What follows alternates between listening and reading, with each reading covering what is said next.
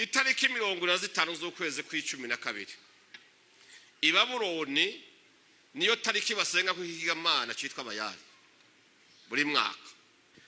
Muri Egiputa no munsi basenga ku Imana cyitwa Osiris. I Roma wari umunsi basenga ku Imana cyitwa Mitra, izuba.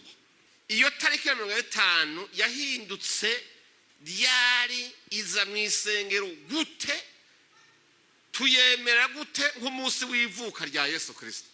Amadini atari make bati kugira dushobora abantu rero baca baragenda bazana isanamu bavuga ko ari foto ya Yesu. Iyo sanamu baca bayambika urugore rw'izuba, kandi kuri iyo tariki nyene ni wari umunsi wo gusenga izuba.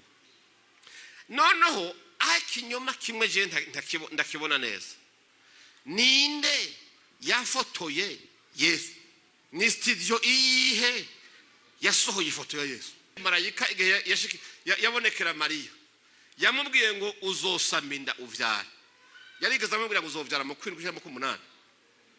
Hari ukwezi kuriko hako muga mu gitabo cyabo cyonyene mu byo maze gusoma Nouvelle Encyclopédie Catholique version y'Icyongereza kuri yo page y'amajana 551 handitse ngo itariki y'amavuka ya Yesu ntizwi. None mwebwe muhimbaza ivuka le 25 décembre mwabikuye mwabisanzaho murayoboka muti ni sawa.